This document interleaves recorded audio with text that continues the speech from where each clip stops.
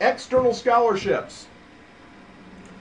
External scholarships, probably if you haven't been approached by a private scholarship search service as of yet, give it a little bit of time. If you have a student with high GPAs or test scores, you will likely be approached by them. And their pitch is, give us your student. We're going to make them look like the hottest thing since sliced bread. We're going to put in front of all these scholarship search committees, and we're just going to rake in the dough, and it's only going to cost you $3,500. Are they worth it? In my opinion, no. It's only 2% of the money. And how much of your time and energy are you going to spend chasing after the crumbs? And here's a dirty little secret about external scholarships. And by the way, external scholarships are those scholarships outside of the college or university you're applying to. You apply to them through your church or Rotary or the Gates Foundation or Walmart, those types. Most of the time, this type of money, it's a wash. And here's what I mean. The standard scholarship policy of pretty much every college across the country is they will discount their financial package by whatever the student receives in external scholarships. So if they offer you $15,000 and yet your student is offered a scholarship from outside the school for $5,000, they're just going to take $5,000 out of their package, stick your $5,000 in, and hand you back $15,000. You don't really get it on top of whatever the school is going to get. So like I said, most of the time it's a wash. Warning! All of these different sources of money that I'm talking about here are on a first come, first served basis. Once the money is gone, it's gone. These are not automatically refilling buckets of money. So this is why I mentioned a little bit earlier, there are dates out there which are critical that you need to be aware of. They are called the financial aid priority deadlines. And these deadlines are different from college to college. So you need to check with every school that your student is interested in and find out what is your financial aid priority deadline. Now, the people at FAFSA will tell you you can fill out that form up until May, and it's not a problem. We'll get it processed and get it off to your school. But what they don't tell you is that you get it off there in May, all the money's already gone from the school, so there's really nothing for you to get a hold of. So you need to know what is the school's financial aid priority deadline, and whatever the earliest financial aid priority deadline is from all the schools that your student is applying to, you want to make certain that you have all of your financial paperwork done and into the schools by that date, because that is the time when the schools start divvying up the lion's share of the money. And you want to be in the first group when it comes time for getting that money. You do not want to be in the second, third, or fourth group when the pot of money is much, much smaller. How to get the money? Well, let's talk a little bit about the process. First of all, there is the FAFSA form. We've already talked about that. Pre-application for federal student aid. Up to 90% of these forms are submitted with some incorrect information on it, which costs people money. Studies have shown that it takes 10 times longer than advertised to get this form completed. It is required for all federal student loans. The FAFSA is the loan application for the Stafford, for the Perkins. So if somebody comes and tells you, hey, you need to fill out your Stafford loan application, it's bogus. The FAFSA is the application for the Staffords. It is required by many colleges for any money, whether it has anything to do with the federal financial aid regulations or not. In some cases, even if your student is competing for a choral scholarship, they're going to want to have the FAFSA in hand. It's the EFC standard utilized by all state colleges and about 80% of the private colleges, and it's going to ask for about 120 different pieces of financial and other information. Now, the FAFSA, if you're going to do it, I recommend that you do it online, and the online location for that is this address here, www.fafsa.ed.gov. Now, you can go there and you can also print out the paper form if you want to do it by hand on paper, but I would highly recommend you utilize the online form, because at least there it's going to help you eliminate a lot of the order entry errors, which can cost people money if they're doing it on paper. Now, for the online form, if you're going to sign it electronically online, you're going to need a personal identification number for your student and for one of the parents if the student is a dependent. And to get that personal identification number, you want to go to this web address, www.penn.ed.gov.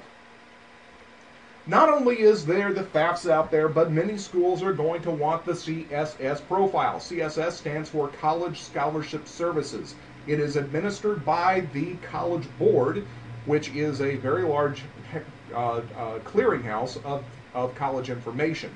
Now, many of the private colleges are going to want this form as well, about 20% of the private colleges. It's going to ask a lot more information about your home equity, about retirement, about homes, cars, all your income and assets. It's going to ask for a family budget. It can ask anything that it wants. It's the EFC standard utilized by about 20% of the private colleges, and it can ask for over 300 pieces of financial and other information. So if you thought the FAFSA could be a headache, you ain't seen nothing yet. This thing is a bear. Also, FAFSA, the FAFSA will be available for you to fill out in January of the student's senior year in high school. The profile you can fill out as early, many times, as October of the student's senior year in high school. The CSS profile you can get online at this web address, profileonline.collegeboard.com/index.jsp. Schools' own institutional forms, very often the colleges will have their own institutional forms. In fact, some schools really isn't a good descriptor there. It's pretty much most schools will have you fill out their own institutional forms. Now, these forms are going to have to be consistent with the other forms that you're completing, the FAFSA and the profile if required, and are usually going to ask similar questions to the other two forms, but they vary widely. For example, when I worked early on with the University of Iowa, their institutional form was basically one sheet of paper, and it asked you what's your name, what's your social security number, did you fill out the FAFSA form. Northern Illinois University, by the time you completed their institutional form, you pretty much redid the FAFSA form. Had a client that was going out to Emerson College in Boston, and we printed out all of the extra forms from the college that needed to be completed. By the time we printed it out, the stack of paper was a ½ an inch thick. So it's going to vary all over the place. And something else to keep in mind here, this is a really good reason why, once your students applied to colleges, whatever envelopes are coming back from the schools, do not just drop them on the student's bed. I know that it's a very typical process. You figure this is the student's responsibility. They need to take ownership of this process. So you take all the information coming from these colleges, you stick it on their bed and say, here, you need to go through this. That's fine before the student makes applications. But once the student has applied to the colleges, whichever information is coming back from those colleges that the student has applied to, you need to make certain you've got two sets of eyes going through every envelope. Because in those envelopes, there are some very critical forms that often need to be filled out, and you do not want to rely, no matter how responsible your student is, you do not want to rely on the eyes of an 18-year-old senior in high school who may be suffering from a bad case of senioritis to pick out what's important and what's not. Additional forms, quite often, particularly if you're dealing with the CSS profile, you will be asked to fill out a business or farm supplement if you're a business owner or a farmer to detail out the business farm assets, income, and liabilities. Divorce or separation agreement. If you're in a divorce or a separation situation, quite often there will be an additional form to fill out. For any schools that require the CSS profile, again, they are likely going to want information on the divorced parent or the non-custodial parent. What information are you putting on these forms? Well, it's called the base year, and for the FAFSA, it is the full tax year before the student enters college. January of the student's junior year in high school through December of the student's senior year in high school. For the profile, that is actually backed up a year. For the profile, it starts with January of the student's sophomore year in high school and goes through December of the student's junior year in high school. Now, how do you identify the best colleges for your student? Well, first of all, you have to keep in mind, there really is no one best school. No matter what the magazine that's trying to sell itself on the newsstand tells you, there is no best school. The idea that your student has to get into a specific college is a myth. And it's a myth that costs people a lot of money and a lot of heartache every year. There is no best school. However, there are best schools, plural, for your student.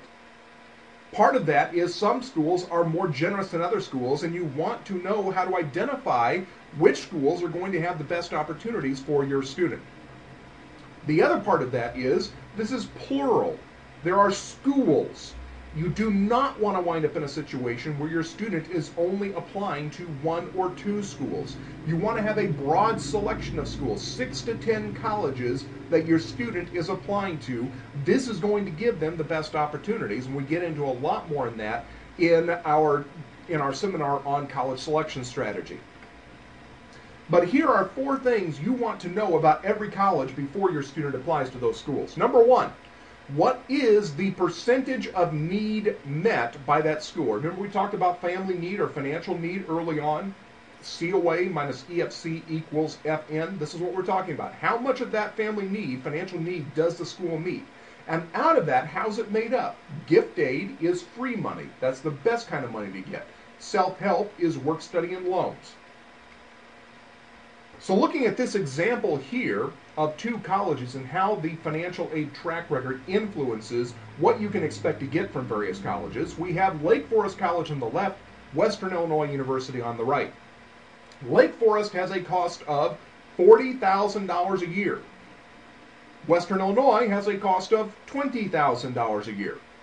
Now, it doesn't take a rocket scientist to look at this and tell you that Lake Forest costs twice as much as Western Illinois. However, in this example, you have an expected family contribution of $10,000, and that's going to be consistent at all schools. So you take $10,000 away from the $40,000 at Lake Forest, that gives you a need of $30,000. You take the $10,000 away from the $20,000 at Western Illinois, it gives you a need of $10,000.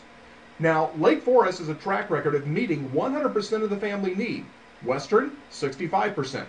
You multiply the need of $30,000 at Lake Forest by 100%, and you get anticipated help of $30,000, meaning you can anticipate that your costs at Lake Forest out of your own pocket will be $10,000 a year.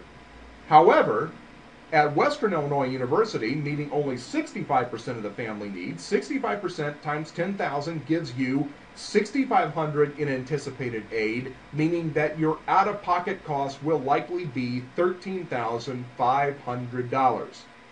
This is a great textbook example of how these track records and the pockets, the deep pockets that many schools have, can have a tremendous impact on what you actually wind up paying for college.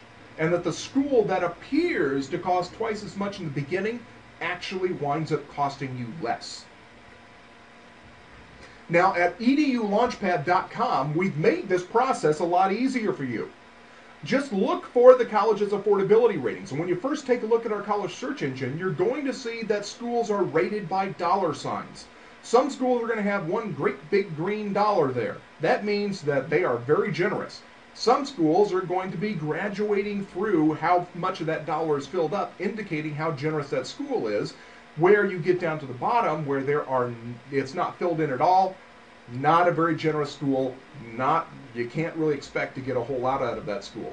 And also, we have a system built into EDU Launchpad where if you go in and you put in your anticipated expected family contribution and a couple other pieces of information, we can actually give back to you the estimated net price of what that school is going to cost you. So you don't have to search on sticker price. You don't have to rule out schools that are, say, $40,000 a year, because the system does the work for you to show you this is what it would actually cost you to go to that college, not what the sticker price is.